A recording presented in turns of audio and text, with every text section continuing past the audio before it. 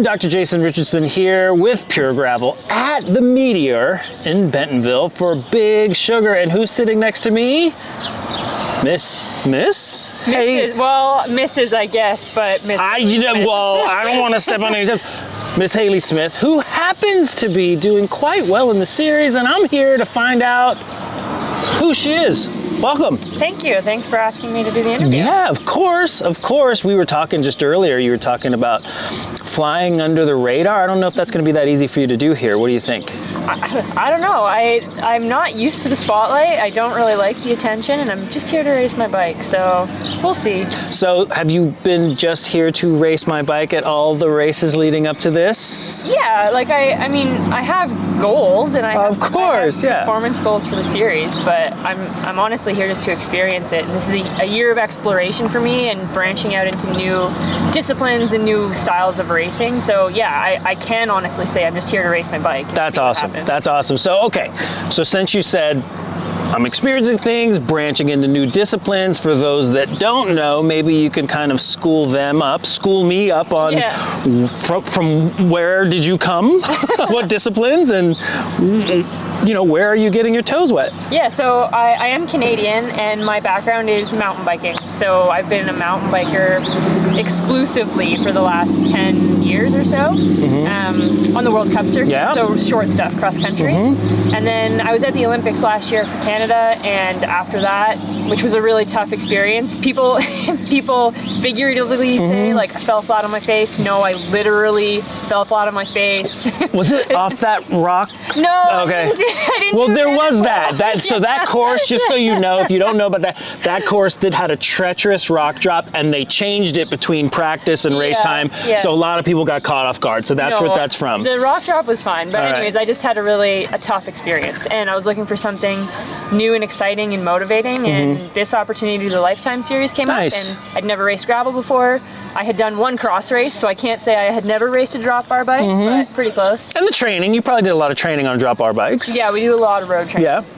Road in Canada, it's where I live, it's mostly gravel. There's not many paved roads, so it was natural to fall into this type of racing, and so far I've loved it. Okay, so Olympic level, World Cup level mountain biker. Olympics, not our most favorite experience. It'll be a story later. It'll be a complicated experience. So now we have some new wind behind our sails. I think there's a song about that. And then we're getting on the gravel bike. We're racing the gravel bike. There's the series, different bikes, different choices. How has that gone for you? What's been your game plan of exploration, so to speak?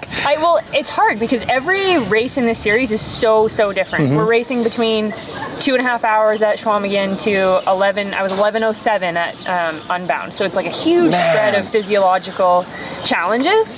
But in terms of the bike, I mean, a bike is a bike, and I'm very familiar with how two wheels roll and how says the Olympian, right? A bike is a bike. But keep going. So. But there's two wheels. There's pedals. There's gears. Pedals, and I have something to hold on to. So it wasn't too challenging to figure out how to race my bike on these different styles of courses.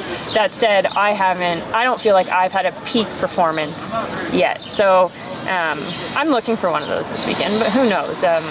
But yeah, it's just been, every race has been very different, and you have a month between each one to kind of prepare yourself for that unique challenge. So far, what's been I'm not gonna say your best race or worst race. What's been your best experience and worst experience? I want to keep with the theme of experiences, because you said that was your word. My best experience was also my best race. It was the Crusher and the Tushar, and I just felt really strong, and I ended up winning that one, but I was able to it's a mountain race, it's a climb, a descent, and then you climb back up to well over 10,000 feet, and I am very good at climbing, and I was just able to get into that rhythm. I liked that there was a women's only start. That was a really fun element of it. My worst experience, not because the race was the race organization was bad or anything. The race was incredible, but it was Leadville, and it was just a death march for me for the last 4 hours of it, and it was only 4 hours of death. So hard. I have no idea how I got to the finish line. Yeah, that one was way harder than anything I had to go through at Unbound or any other training ride I've ever done. It was just so hard. Man, 4-hour death march. So now we're here. What do you know about this course? What do you expect? I think so. I just was out riding some of it, and it's kind of similar to Ontario, and then it's rolling and very punchy. The hills are short and sharp, so I'm used to that. I know it's pretty chunky gravel, so I'm going to be running a pretty robust tire, and with inserts as well. Other than that, I know it's going to be really windy coming from the south, which means we'll have head cross kind of the whole second half. And other than that, it's just going to be getting in a good group, hopefully, because we will start with the men. So you got me thinking when you were talking about the robust tire and the setup. I'm thinking, wait, as an Olympic/World Cup mountain biker, there's a lot of pampering going on. I mean, there's trailers, there's entourage. I mean, for bike racing. Yeah. And so if you're out on a 4-hour death march, I believe you said, and you're out at 11 hours, or even it's 1 hour, I mean, you're on your own. So how was that transition from, kind of knowing somebody was there to take care of everything to knowing you're not? Yeah. Though someone's not out there to take care of it. Yeah, I mean, we're lucky I'm quite lucky on my team that we can be really confident in our equipment beforehand, and our manager/mechanic has got everything dialed all the time. So, you're starting the race. You're starting the race with every advantage you could possibly have in the equipment department. And then in terms of being out there on our own, I have done a lot of XCO, and that's primarily been my focus, but I also do a lot of mountain bike stage racing. Oh, okay. And those are long days, like 4 to 6 hours, multiple days in a row, and you have to be self-sufficient. I think the crowd knows a bit about who you are, where you're coming from. It sounds like, I'm an outsider looking in. So it sounds like everything that's leading up to this point I'm not saying it was easy, but it's kind of fallen into place. Just we'll call it your confluence of experiences, right? Like training on the road, lots of gravel, just by happenstance where you live, cross country racing, and then stage racing. So it's all kind of like led up to this. Yeah. And so I'm kind of going to go there. I know it can be taboo with some athletes, but is it hard to not think about points and series? Or are you kind of good with that? Where are you with all of that? I mean, it'd be really cool to win. You can't ignore the fact that you're human, right? It would be pretty cool, but at the same time, it's just not why I do this. And I've learned that the hard way. Yeah. So I mean, sometimes I have to tell myself that that's not what matters, but most days I do know internally that that's just not what matters. Yeah. And you want a good day. You want a good day on your bike. I just want to have fun. I would love to try to race for the win this weekend. I'm excited to see what happens. I'm excited to see one of the cool things about mixed starts where we race with the men is that there's always someone faster than me out there. So there's always something to strive for. That makes sense. And that's a really exciting mindset because you're not racing behind you. You're not racing over your shoulder. You can chase something the whole time. So that's really fun. It's like a game within a game. Yeah.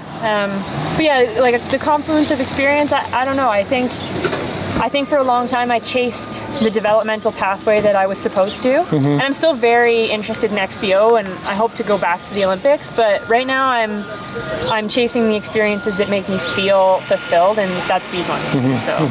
I wouldn't be surprised if this experience would lend to when you transfer back, because right, you said a bike is a bike.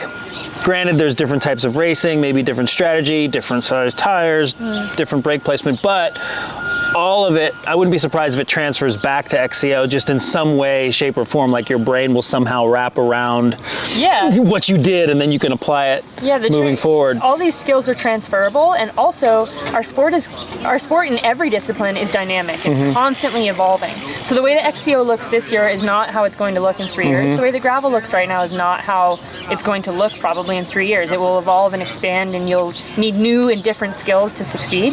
so I'm at a good place in my career where I have the freedom to try a whole bunch of different things, increase my skill library, and then transfer it. So yeah, you just kind of took my next question. Well, I was going, I was like, wow, so you can do all these things. Yeah. So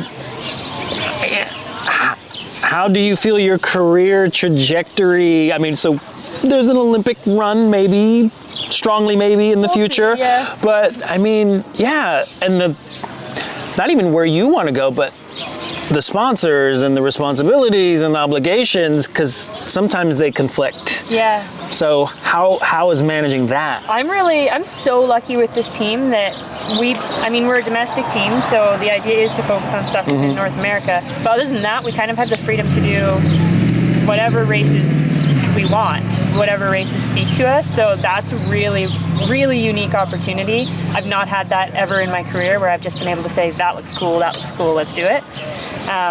Freedom is nice. Oh, it's so nice. And it's so helpful with performance, isn't it? Yeah, it is. So I don't feel any friction in obligations and desires right now. Those are aligning. In terms of trajectory, I have no idea I know what I'll be doing next year. It'll be something similar to this, but I don't know how things will shake out, and I don't really want to know. And nice. It's exciting to not know that. Like for the last 10 years, I've known what the end goal was, and that was cool and it was inspiring at the time, but I'm really enjoying just not knowing exactly what I'm going to be doing next year on July 28th. Yeah. So it's like bowling with bumpers. Yeah. We'll eventually get down the lane. Yeah. And we're not going to end up in the gutter. Awesome. So, okay. Big Sugar, the big race. I'm not going to ask for predictions, but what are you most looking forward to with this event, given that this is your first Big Sugar? Yeah, it is. Yeah. I don't know. I really like the culture around these events. I love the chatting and getting to know other people, the events after the fact, like the group dinners and stuff like that. So that's really fun. I thought you were going to say after parties. Well, I haven't, with COVID, I haven't been to an after party in several years. Oh yeah, and Canada was really like, don't do anything. And I'm super COVID anxious. Some people just haven't. I'm one of those people that still is so not quick to get over. Got it. Anyways. Got it. Fair enough. Yeah, what am I most excited about? I think I love the anticipation of the race. I hate the first 20 minutes of the race. I find it so stressful of any race. Okay. And then I really like the last few hours when you can start to kind of use your noggin and make it a tactical. You kind of start to settle into the race, and it's like, okay, this is my life. Yeah. This is where I am. Yeah. What are we going to do here? Yeah. Yeah. Awesome. Well, thank you so much. We know you have some busyness. We know you have some bike stuff to take care of and some team dinner stuff to take care of. So pleasure to meet you and good luck this weekend. Thanks. Yeah, it was nice to meet you. Thanks for your time.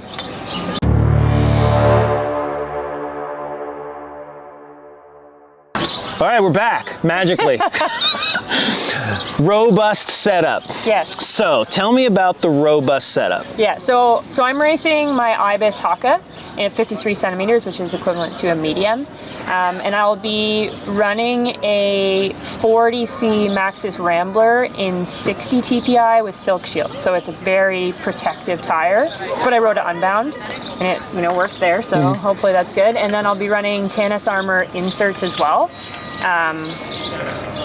Just for that extra protection. I've been told that the gravel here isn't so much of the slicing kind, it's of the impact kind. So just anything I can protect against pinch flatting. And then I'll be running a 2x Shimano GRX drivetrain.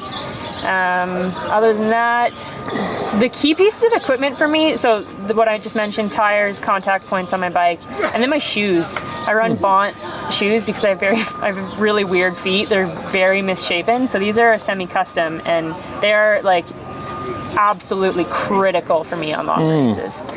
Other than that, I don't know. Do you have any other questions? Do they? About the bike? I'm somewhat familiar with that shoe. Yeah. Do they? Is it one of those deals where it's mold? You have to put your foot in the mold and that kind of thing. Yeah. So Bont has two ways. You can do a full custom or a semi-custom. I do semi. So the back half of the heel cup is just stock, and then they make the front based on foot measurement. I'm kind of asking a little selfishly too, because I've had my eye on those for a minute. Yeah. So.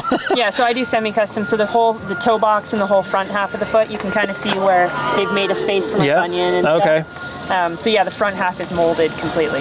Got it. All right. Is there anything else about the bike that we should know? Everything else is, you have some top secret stuff we know, and that's fine. We're going to respect that.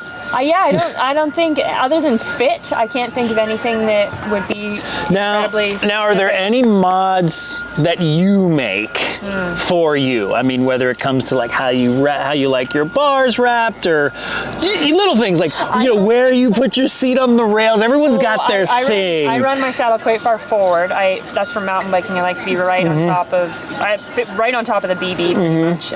Very different from a roadie who's often stretched out more. But I've been working on my CDA, so I've been pushing out my stem a little bit and getting lower. Other than that, I don't let my team manager change my bar tape really, which is super gnarly because it's been on there since February and it's probably so grody, but I just like the feeling of like old worked in bar tape.